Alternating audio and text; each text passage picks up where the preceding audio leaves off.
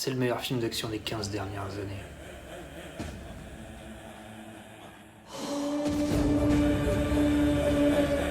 Solo.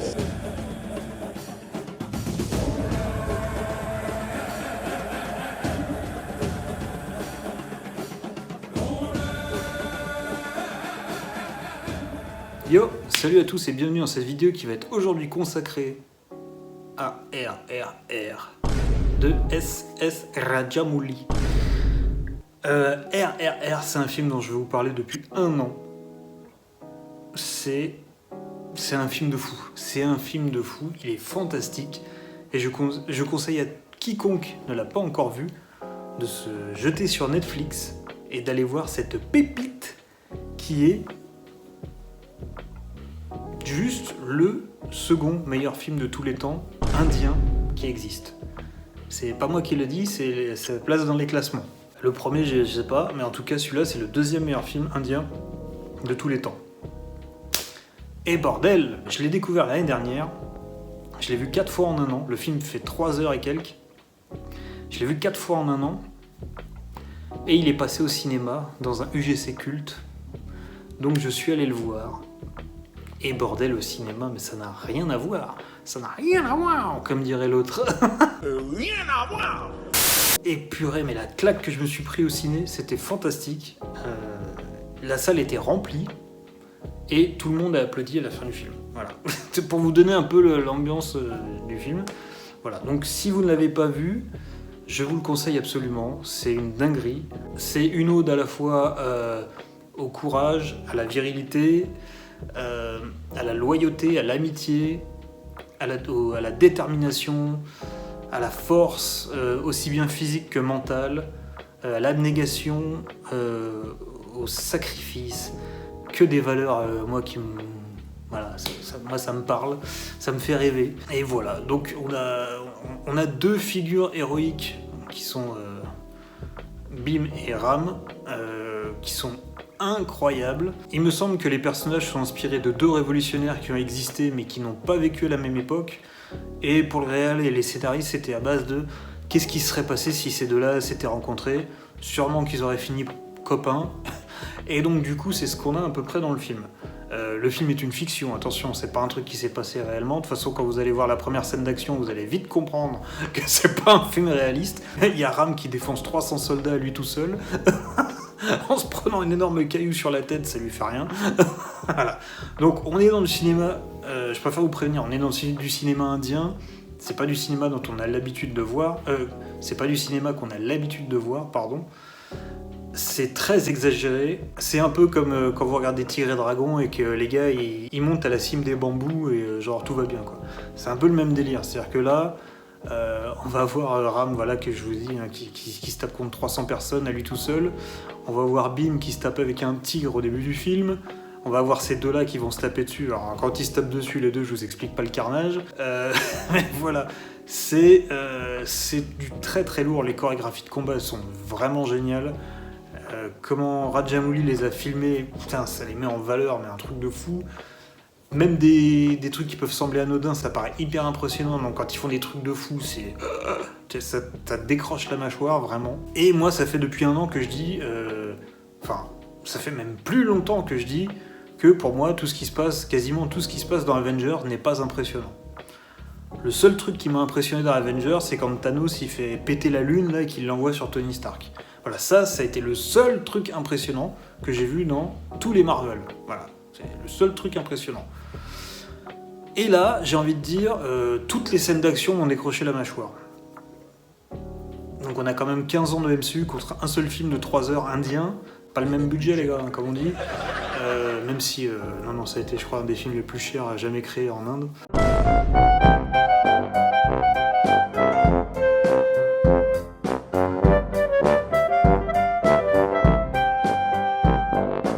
Il suffit de voir dans le premier Avengers comment la puissance physique de Steve Rogers est représentée quand il tape le sac de frappe. Voilà, donc le sac, tu sens que c'est pas un waterbag, hein, tu sens que c'est un truc en papier mâché et que quand il l'envoie bouler au loin, l'impression de puissance, elle est pas ouf. Il y a la même scène avec Ram dans ce film-là. Et alors attention, c'est pas la même chose. Déjà, le personnage est iconisé, on le montre dans un état de fureur extrême juste avant, et quand il se tape le sac de frappe au ralenti, on voit le trou de l'autre côté du sac avec le sable qui est projeté au ralenti. On sent toute la puissance et la démesure du coup, contrairement au pauvre Captain America qui est censé être un surhomme, voilà, qui fait peur à une chèvre, comme dirait l'autre. Voilà. Donc voilà, ne serait-ce que juste avec la même scène, dans Avengers et dans RRR, on voit directement la direction artistique, l'impact et le charisme des personnages. J'ai jamais vu des mecs avec une moustache aussi charismatique. Attention, je vais revoir mon jugement sur la moustache. Attention. On avait déjà Henry Cavill dans Mission Impossible Fallout, qui avait redoré le blason de la moustache. Là, les deux, la moustache, ils l'ont portée au Panthéon. Attention, là, on est sur de l'accessoire divin, là. Attention. Faut plus se moquer des gens qui ont la moustache dans la rue, attention. Donc le film parle de cette amitié entre ces deux personnages, qui sont à la fois très similaires, mais à la fois très différents. Et ça, c'est dans les premières minutes du film, c'est montré. Enfin, les premières minutes. L'intro, elle prend quand même 5-10 minutes, mais après, ça présente Ram, et après, ça présente Bim. Et c'est ça qui est vachement intéressant, c'est qu'on va te montrer leurs différences dès le début. C'est-à-dire que Ram, il est représenté en tant que soldat qui travaille pour l'Empire britannique à l'époque, vu que l'Inde a été colonisée par les Anglais. Donc il travaille pour l'Empire britannique, il est symbolisé par le feu. C'est-à-dire qu'en fait, dans les premiers plans que tu as de lui, directement, il y a du feu partout. Il y a le feu de la révolte qui gronde en lui, donc forcément, il est représenté par les flammes et le feu. Et son thème, ce sont des notes qui peuvent paraître héroïques, parce que tu as de la trompette dans les premières notes, mais t'as aussi des violons frottés, genre t'as des cordes frottées comme ça qui sous-entendent une tension, quelque chose d'inquiétant chez lui, voire une violence. Parce que voilà, c'est pas des gentils coups d'archer sur les cordes du violon. Non, c'est rapide, c'est tendu, c'est violent. Tandis que Bim, il est représenté avec des chants tribaux. Il vient de la forêt, donc déjà il ressort de son cadre parce qu'il a la peau très brune et il est dans un décor entièrement vert. Alors que Ram, qui est infiltré dans l'armée anglaise, la couleur de sa peau, de son costume et le décor, ils se font complètement dedans. On le voit quasiment pas à l'image. Donc ça, c'est assez fort aussi. Et donc Bim ressort du cadre, lui, parce qu'il est dans un décor complètement vert. Et pour te montrer qu'il est l'opposé de celui que vient de te présenter, on le présente à l'envers et après la caméra se retourne. Avec un beau reflet de lui dans l'eau, parce que lui aussi va s'infiltrer plus tard, il va avoir une double identité. Donc voilà, en quelques secondes, on t'a présenté les personnages directement. Et je reviens à la musique de Bim, des musiques un peu tribales, avec des percus, tout ça, machin, donc en opposition aux cordes de Ram. Donc voilà, ne serait-ce que dans le thème, la façon de filmer, la façon de les représenter, on sait déjà qu'ils sont opposés. Ah, est-ce que vous avez vu ça dans Avengers ? Non. Allez, ça dégage tout le monde. Dégagez-moi ça. Donc déjà, voilà, rien que ça en mise en scène, tu te dis, ah voilà, là on est sur des vrais artistes, les gars. Là, on a des gens qui comprennent ce qu'ils font, on a des gens qui veulent te dire autre chose que par les dialogues, par la mise en scène, par la musique, par les couleurs, par tout ça. Ça me plaît, ça j'aime beaucoup. Et donc de voir ça dans un film d'action, tu te dis, ça c'est bon. Parce que non, ce n'est pas qu'un film d'action, c'est aussi un très beau film sur l'amitié et sur les valeurs et sur la détermination, on en a déjà parlé. Ce qui fait que la première heure du film va se concentrer sur le développement de l'amitié des deux personnages principaux. C'est pour ça que j'ai choisi cette image où ils se prennent les bras comme ça, c'est la première rencontre. Malgré leurs différences, ils sont aussi très similaires, parce qu'ils vont se rencontrer en sauvant un gamin. Le gamin est sur l'eau, il y a un train qui déraille d'un pont, ça prend feu, le train tombe à l'eau, le gamin est pris au piège sur l'eau, entouré de flammes, et c'est là que vont se rencontrer Ram et Bim. Même chose. Ils vont sauver un gamin sur l'eau, entouré de flammes. Ça le représente aussi. Voilà, il y a plein de trucs comme ça dans le film. Il y a un moment où les deux vont s'affronter pour la première fois dans la soirée là, de l'ambassadeur ou je sais pas quoi. Ils se mettent un peu sur la tronche, ils passent à travers une fontaine, Ram est propulsé dans des boîtes de feux d'artifice, il se relève, ça pète, on a ce plan iconique où il est droit, debout, avec tous ses feux d'artifice et le feu derrière lui. Ça cut sur Bim qui sort de la fontaine avec un tuyau qui jette de l'eau. Voilà, encore une fois, l'opposition feu-eau, c'est vraiment un régal. Et puis l'iconisation des personnages à ce moment-là, elle est assez dingue. Même chose, l'opposition des personnages, encore une fois, on va te présenter Ram directement dans l'action, il est devant la grille, il voit les mecs qui sont en train de vouloir envahir l'ambassade, il va y aller, il va défoncer tout le monde. Bim, c'est plus subtil. Bim, on va en parler, on va faire monter la sauce avant de le voir. C'est-à-dire que le couple d'anglais là qu'on suit, l'ambassadeur et sa femme, ils ont kidnappé une gamine dans la forêt, une gonde, je crois qu'ils appellent ça du peuple gonde. Et du coup, le peuple gonde, ils vivent un peu en autarcie, mais ils ont un berger, ce qu'ils appellent un berger, un protecteur. Et donc du coup, comme cette fille a été kidnappée, le protecteur va sillonner le pays pour la retrouver. Donc on te présente sa légende avant de le voir à l'écran. Et donc du coup ça fait monter un peu la sauce. Et le premier plan que tu as sur lui, c'est lui de dos ultra musclé dans la forêt, voilà, où je vous ai expliqué avec l'eau et le reflet. Donc voilà, il y a une iconisation même des personnages avant même qu'on les voit. Ils ont fait une Sephiroth, c'est fort.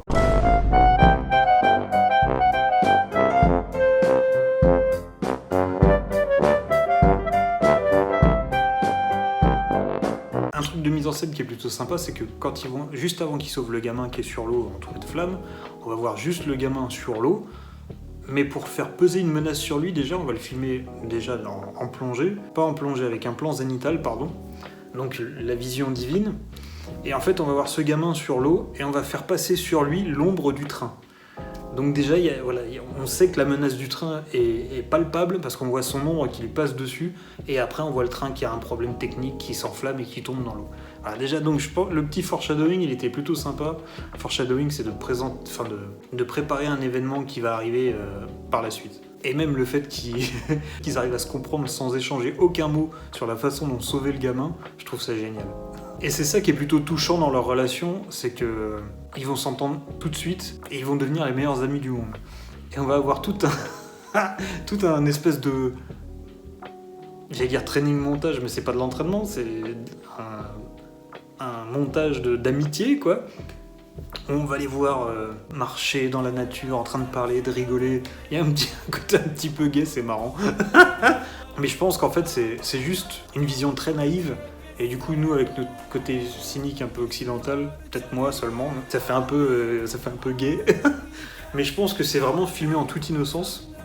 C'est juste que, ouais, voilà, c'est deux mecs qui s'entendent super bien et qui sont super potes. Et voilà, qui passent du temps ensemble et qui aiment bien passer du temps ensemble, quoi. Et franchement, c'est super sympa à suivre. T'es avec eux, t'as qu'une envie, c'est qu'ils continuent à se balader, à rigoler, tout ça, machin. Mais ils font n'importe quoi. Ils se font pourchasser par un gamin avec un bâton parce que Bim il voulait remettre une chèvre qui s'était enfuie dans un enclos et le gamin il croit qu'il veut lui voler donc il leur court après et tu les vois sauter dans les hautes herbes et tout machin. Pareil, opposition, t'as Ram qui fait des tractions sur un arbre et Bim il le regarde, il fait ah la vache, ah t'es fort des bras mais moi je suis fort des jambes et il prend Ram sur ses épaules et il fait des squats avec. Même chose, tu vois, ils passent un moment sympa, mais en même temps, tu vois l'opposition des forces. Ils n'ont pas les mêmes forces. Voilà. Bim, ça va plus être dans les cuisses, alors que l'autre, ça va plus être dans les bras, quoi. Et en plus, j'ai envie de dire, ça sert de foreshadowing à un truc qui va se passer 2h30 après, quand Ram va se faire capturer par l'Empire anglais, parce qu'il a voulu sauver Bim, et qu'il lui pète les jambes. Et bah, quand ils vont se retrouver tous les deux à devoir se battre pour s'enfuir, bah, Bim, il va le prendre sur ses épaules, et ils vont se taper comme un seul homme. Ils sont unis littéralement dans l'adversité. Putain, c'est beau les gars quand même, putain. Métaphoriquement et symboliquement, c'est génial. Et puis même, genre voilà, le lien d'amitié entre eux, il est phénoménal dans ce film, il est incroyable. Et pareil, dans ce training montage de copains là, je sais pas comment on appelle ça, ce buddy montage on va dire, on commence quand même à te montrer qu'ils se rapprochent, qu'ils deviennent super potes, mais qu'ils ont aussi deux visions différentes. On va les voir marcher dans la même direction, mais regarder dans directions différentes. Et il y a, je crois qu'à ce moment-là, les paroles en tegoulou, ils disent que est-ce que cette amitié va durer ou ça va finir en bain de sang? Et à ce moment-là, t'as un espèce de plan qui passe à travers de barbelés où ils sont chacun d'un côté, quoi. Et j'ai trouvé ça super beau, quoi, avec ce qui se dit à ce moment-là dans la musique. Je me suis dit, ah ouais, putain, la vache, c'est fort quand même. Et t'as un plan que j'ai trouvé vraiment vraiment vraiment stylé, où t'as Bim et il commence à désespérer d'un truc et tout machin, et il envoie valdaguer un pneu, et t'as le pneu qui roule, qui s'enflamme, et au milieu du pneu, t'as Ram qui marche au ralenti, quoi. Et t'as ce plan où tu vois Ram qui marche, surcadré par ce pneu en feu qui roule, tout ça en mouvement, tu te dis putain la vache, mais c'est mortel quoi. Est-ce que ce plan, vous l'avez vu dans un Marvel? Non, ça n'existe pas ce genre de plan. Et Ram tout violent et tout méchant qui paraît au premier abord, c'est le wingman ultime. Donc le wingman, c'est le mec qui va t'aider à draguer une nana. Il se rend compte que Bim, il est attiré par une anglaise, il va provoquer un petit accident de la route pour qu'elle s'arrête pile devant eux, pour qu'il dise à son pote, bah, vas-y, bah, ramène-la et tout, machin, passe du temps avec elle. Il va l'emmener à une réception où elle est là et tout, machin. Il va le faire s'habiller, machin. Comme le mec qui vient de la forêt, il est pas très... il connaît pas bien les manières, il sait pas trop comment s'habiller. Ram, qui est plutôt un mec de la ville, tout ça, machin, bah, il sait comment s'habiller, il sait comment se comporter. Il va le coacher à mort et tout, il va le coiffer, machin, l'habiller. Et j'ai envie de dire, quand Bim va se faire humilier par un danseur anglais pendant la réception, eh ben, qui c'est qui va venir au secours de Bim? Ram. Et il va y avoir la scène de comédie musicale la plus incroyable que j'ai jamais vue. Je déteste les comédies musicales. J'aime pas ça. J'aime pas tout ce qui est chorégraphie, j'aime pas ça. Cette scène est incroyable. Le directeur a dit que, symboliquement, c'était les Indiens qui reprenaient le pouvoir sur les Anglais, et donc il a chorégraphié ça comme une chorégraphie de combat. Donc tu vois, ils ont des mouvements très, très, très vifs, très secs, très, très puissants, mais c'est tellement beau. Déjà, les acteurs, faut en parler parce que les acteurs, ils sont incroyables. Déjà, ils jouent très bien. Ils ont un physique de psychopathe, les deux. Ils font leur cascade et ils dansent. Et ils chantent. Donc tu fais, ah ouais, d'accord. Donc les mecs, c'est incroyable, ces gars-là, ils sont incroyables. Il y a même une phase dans la danse, là, c'est au tout début. Hein. J'ai cru que c'était un effet de style. Tu les vois faire des mouvements ultra rapides, et à un moment, l'image ralentit, et hop, ça réaccélère pour qu'ils repartent, quoi. Et je me suis dit, ah putain, c'est vachement sympa ce petit ralenti, machin, là. Et quand j'ai revu la scène, parce que c'est la première chose que j'ai fait une fois que le film s'est arrêté, j'ai remis cette scène-là, parce que je l'ai trouvée géniale. Et ben en fait, c'est pas au ralenti, c'est eux qui ralentissent, et tu vois les nanas qui passent derrière dans le fond. Ils ont bien fait exprès de mettre des gens qui passent dans le fond, pour que tu vois que c'est à vitesse réelle en fait. Et j'ai fait, ah la vache, c'est pas un ralenti, c'est eux qui ralentissent leur mouvement et qui repartent vite après. Tu fais, waouh, les gars, ils sont chauds, ils ont une puissance dans les guibolles, putain la vache. Et donc cette scène, voilà, où en fait ils défient les danseurs anglais, parce qu'ils se sont moqués des Indiens, et c'est évidemment les deux derniers à tenir debout, parce que tous les Anglais ils tombent, ils ont plein de crampes, tellement la danse elle est hyper chaude, elle est hyper énergivore et tout ça. Et donc à la fin, t'as Bim et Ram, ils se regardent du genre, ah ouais, bon on a vaincu les Anglais, mais maintenant qui c'est le meilleur, tu vois. Et ils commencent à danser et tout machin, et encore une fois la Corée est incroyable, les deux acteurs sont géniaux. Et en fait, Ram, il se rend compte qu'il y a l'anglaise qui plaît à Bim, qui est là genre, vas-y Bim, et tout machin. Et Ram, qu'est-ce qu'il fait? Il simule une crampe pour tomber, pour que son copain y gagne, et pour que la nana qui l'encourage soit hyper contente et que leur relation passe un petit cap. Et il est trop mignon, Ram. Il est trop mignon. Il casse des gueules, il pète des nuques, mais il est quand même super mignon, ce mec. Et du coup, arrive ce qu'il arrive, il va y avoir des choses qui font que Ram va se rendre compte qu'en fait, le mec qui cherche, c'est Bim. Et donc, du coup, quand il s'en rend compte, ils remettent la musique de leur amitié, mais en version un peu plus guerrière. Parce que ça réveille le guerrier en lui, mais en même temps, c'est son copain. Donc en fait, il y a un conflit. Et à ce moment-là, Ram est blessé, il a été mordu par un serpent venimeux, donc il va mourir. Et Bim, grâce à ses connaissances de la forêt, va le sauver. Et il est intéressant de voir que quand la morsure du serpent le brûle au point où il a chaud à cause de son feu aussi intérieur symboliquement, qu'est-ce que fait Bim? Il lui met de l'eau sur la tête, évidemment, parce que le meilleur moyen de contenir le feu intérieur de Ram, ça va être d'être opposé au côté doux et calme de l'eau que représente Bim. C'est beau, putain, c'est beau. Et une fois que Ram est guéri, et qu'il va sombrer un peu dans la conscience pour se reposer, il y a Bim qui lui dit la vérité. ne sachant pas que Ram est un infiltré de l'armée anglaise, qui le recherche d'ailleurs. Et ce qui est intéressant, c'est que la scène démarre, donc Ram est au lit, Bim est à son chevet, il y a une espèce de voile transparent qui passe devant entre Ram et Bim, et au mesure où Bim va lui dire la vérité, la caméra va bouger pour que le voile disparaisse entre deux. Donc le voile du mensonge disparaît également à l'image en même temps que le dialogue. Bordel, c'est beau. Et donc ensuite ils vont s'affronter, etc. Machin, ils vont se battre. Bim va perdre à cause du fait que la gamine qu'il est venu sauver soit menacée.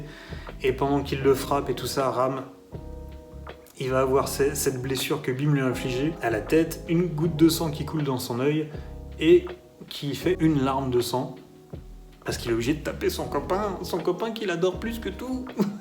Et donc suite à ça, Bim va se faire emprisonner et torturer par Ram, parce qu'il n'a pas le choix. Et même chose quand il le fouette, le sang de Bim gicle sur le visage de Ram qui va s'essuyer, et on voit discrètement qu'en fait, en essuyant le sang, il essuie également une larme, parce qu'il est en train de torturer son copain de moi. Donc voilà, voilà, c'est beau, c'est beau. Et suite à ça, une fois que la torture est terminée, on va le voir...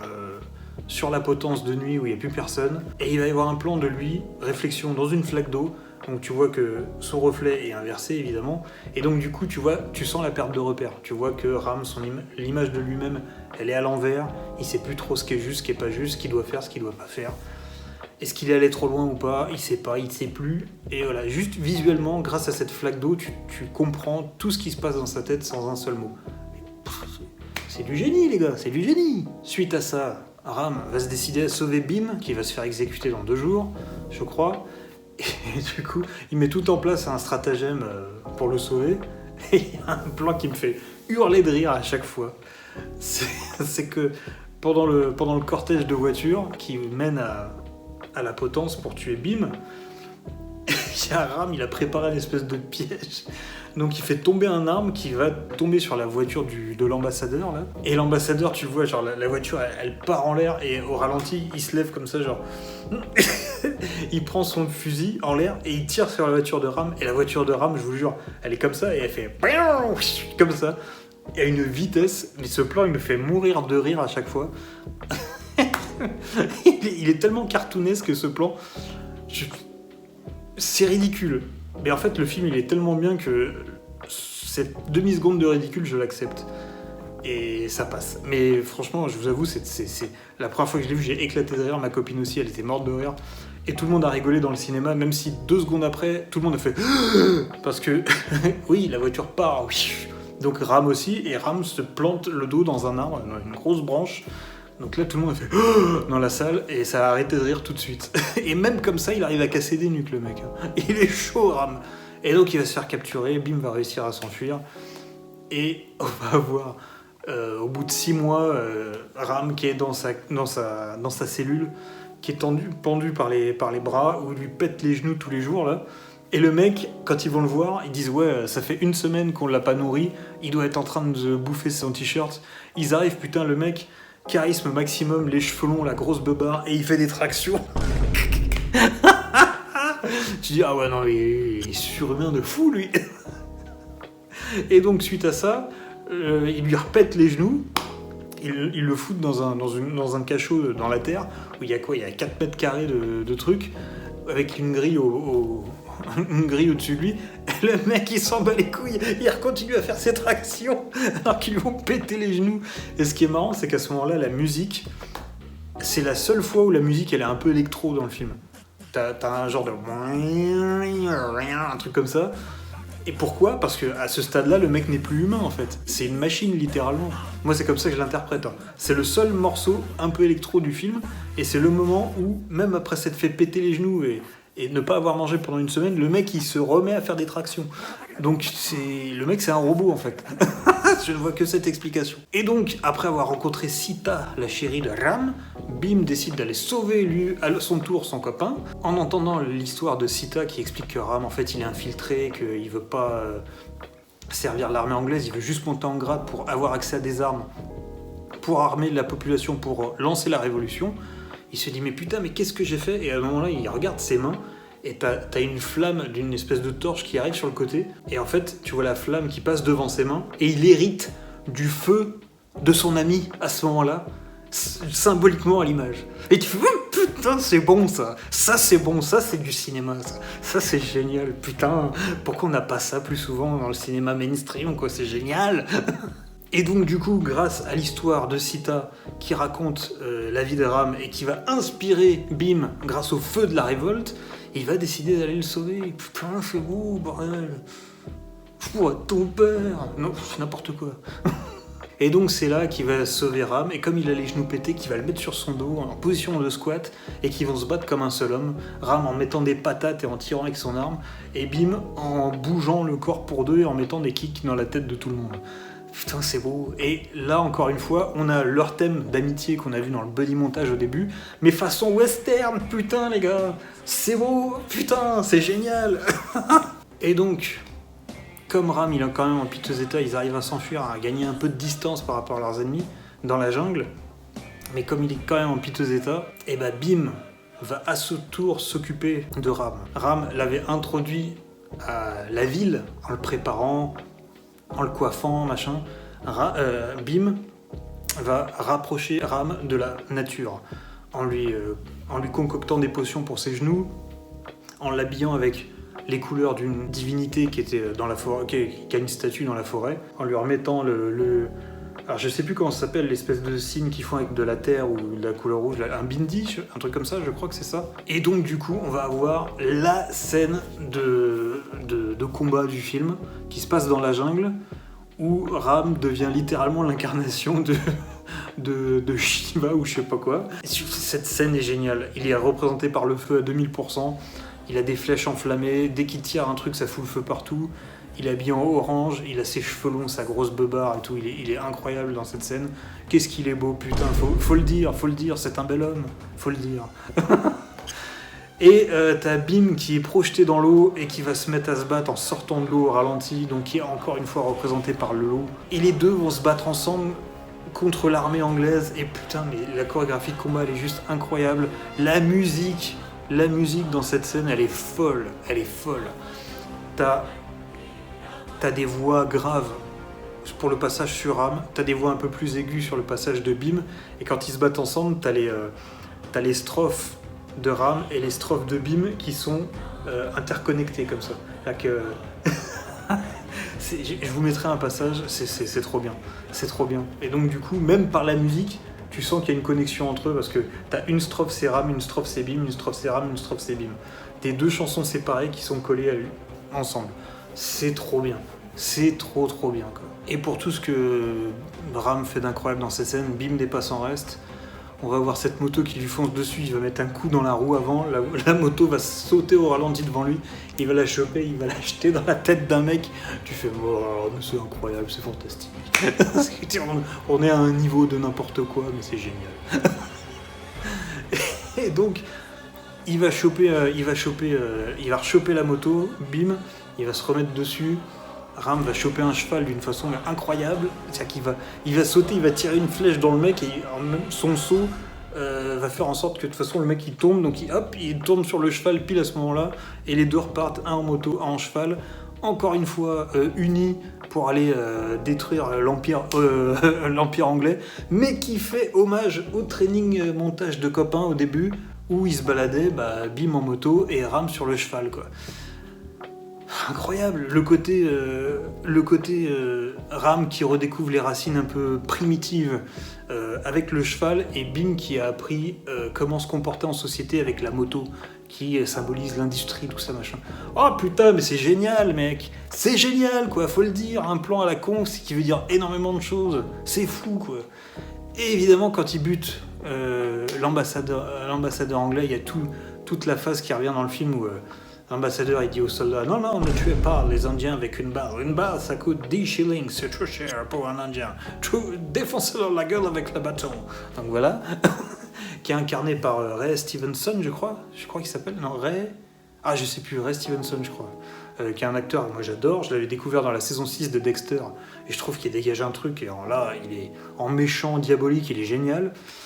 Et donc, du coup, ils vont le buter grâce à une de ses armes, avec une de ses balles, en leur sortant exactement la même chose, qui dit à tous les Indiens qui tuent. Et quand ils le butent, T'as la balle qui traverse son cœur et t'as son sang qui est projeté sur le drapeau avec la couronne anglaise. Oh là là, alors là, masterclass les gars, non franchement là, voilà, c'est beau. Voilà. Donc tout est bien qui finit bien, Rahab retrouve sa chérie Sita, sauf qu'il le retrouve en mode sexy 2000+, parce qu'il a ses cheveux longs, sa grosse beubare, et ses vêtements de la forêt avec son arc et tout, avec ses pecs saillants et ses gros bras et tout musclés.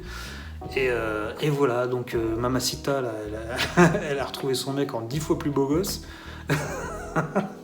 Donc elle doit être contente, elle. Et du coup, et puis voilà, ça finit bien. Bim ramène la petite chez les Gondes. Et tout va bien, tout se passe bien. Ils sont meilleurs copains du monde. Et ça finit sur une danse en studio, mais qui est ultra bien chorégraphiée, qui est très colorée, qui est super sympa. La chanson, elle est géniale. Et voilà, c'est ça, RRR. C'est un film de fou furieux. C'est tellement bien. Il faut le voir absolument. Bon, là, je vous ai un peu tout raconté, mais même comme ça, vous allez voir le film, vous allez faire putain, c'est incroyable. Quand Ram il se rend compte que Bim c'est son meilleur ami, mais que c'est aussi le mec qui recherche pour le tuer, il est là, genre il fait il pleure et tout, il commence à taper dans les murs et il pète le mur en béton juste avec ses poings. Je fais c'est n'importe quoi, mais c'est trop bien, putain. Ah non, c'est génial quoi, putain. Et c'est trop bien. Et ce mec-là, là, je crois que c'est NTR, il se fait appeler, il a un nom en 3 parties, et je crois qu'il se fait appeler NTR, donc NTR. Et il a le sourire le plus innocent du monde, mais il a le regard il a un regard de fou furieux quand il est énervé. La scène d'intro au début où il est torse nu, là, où il a pas eu sa promotion, et qui fait et qu'il est là, genre il met ses bandages, il a un regard de fou furieux quoi. Et ça marche d'enfer. Et quand il est avec Bim, il a un sourire, mais jusque là, pas avec sa meuf, il est pas trop souriant, mais alors avec Bim, son meilleur copain du monde, il a le smile, mais jusque là, et il a l'air trop gentil ce mec quand il est comme ça. Et Bim, il est trop mignon aussi.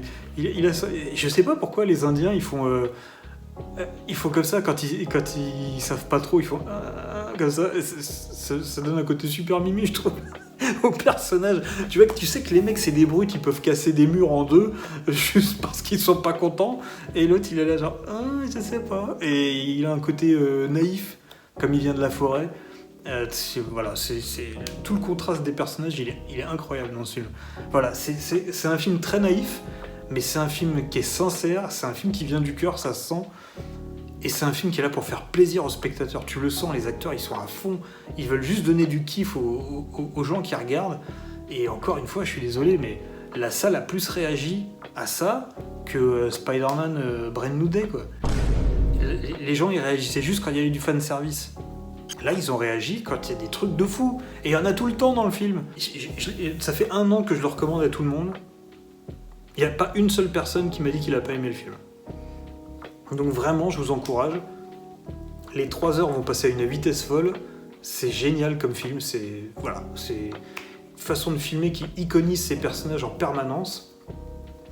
Même la Sita, on la voit pas souvent, mais dès qu'on la voit, elle est filmée un peu en contre-plongée. Elle est toujours magnifiée. L'ambassadeur et sa femme dégueulasse qui est toute comme ça, mais c'est voulu, ils l'ont pris comme ça parce que c'est censé être une personne. C'est une pourriture cette femme, donc ils ont pris une nana qui est toute tirée dégueulasse, qui a une tête immonde. Vraiment, désolé pour l'actrice, mais ils l'ont pris pour son physique parce qu'elle a cette tronche là, quoi. Parce t'es censé la regarder et te dire je l'aime pas elle. Et ça marche. Je suis désolé, ça marche. Voilà, c'est une façon de filmer qui est géniale. Tant au niveau de la mise en scène, de l'acting, des musiques. Les musiques, j'insiste pas assez dessus, les musiques, elles sont folles dans le film. Elles sont géniales. Elles sont trop trop bien. Donc voilà, il faut voir RRR. Il faut le voir absolument, c'est un des meilleurs films des 15 dernières années. Un film d'action, c'est le meilleur. C'est le meilleur film d'action des 15, voire 20 dernières années, quoi. Ah oui, mais moi, je le dis clairement, au moins 20 ans, quoi. Ah oui, parce que t'es pas... Il n'y a pas de film où t'es aussi attaché à 2 personnages qui vont s'affronter. Alors, je reprends encore une fois, je suis désolé, je reprends encore Captain America contre Iron Man. Les mecs, ils ont eu 12 films pour les présenter. T'en as rien à carrer qui se mettent sur la gueule. Le plan le plus iconique, c'est un espèce de vieux plan sur un fond gris dégueulasse, où ils sont face à face l'un à l'autre, et où ils tirent leur laser de merde, là, et où Captain America, il se... Voilà, c'est tout pourri, quoi. Alors que le plan iconique de l'affrontement entre Bim et Ram, c'est le feu d'artifice avec la fontaine, putain. Là, il se passe un truc, quoi. Et quand ils tournoient dans les airs, l'un avec son jet d'eau et l'autre avec sa torche, pour se la mettre sur la gueule, putain, ça a nettement plus d'impact que ça. Et je vous jure que chaque coup qu'ils se mettent, t'es là, tu fais « Ah !» Non seulement t'as mal pour eux, mais t'as mal pour eux, pour leur couple de copains, quoi. À chaque pain qu'ils se mettent, à chaque coup de pied qu'ils se mettent, à chaque coup de rocher qu'ils s'envoient, tu te dis « Putain, leur amitié, elle est en train de se détruire. » Et t'as pas envie. Je vous jure que t'as pas envie. Et Captain America et Iron Man, t'en as rien à carrer, tu t'en fous, quoi. Là, t'es avec eux, t'as pas envie qu'ils se battent. Les scènes où ils se tapent dessus, t'as pas envie.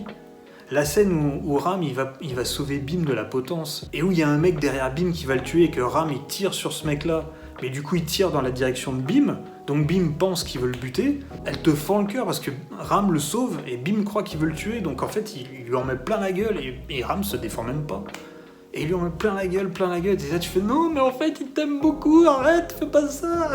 Je te jure, t'es là, tu fais non, arrête, Bim, il est gentil en fait. Tu le dis plein la gueule.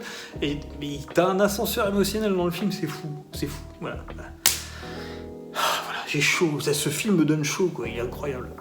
Donc voilà, je sais pas si vous allez tenir jusque-là, j'en sais rien, mais voilà, si vous avez regardé jusqu'au bout, merci, vraiment, mais allez voir le film. Vraiment, si vous l'avez pas vu, allez voir le film. Et si vous l'avez déjà vu, allez le revoir.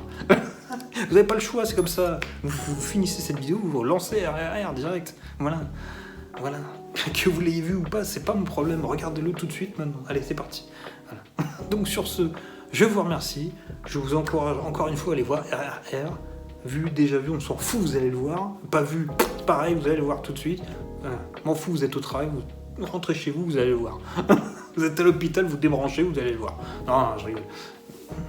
Vous mettez Netflix ou la tablette, on s'en fout. Et voilà, mais il faut le voir. Et moi j'ai eu la chance de le revoir au cinéma. Incroyable. Voilà. Donc sur ce, je vous souhaite une bonne fin de journée et je vous dis à la prochaine. Ciao, bon limon. Solo.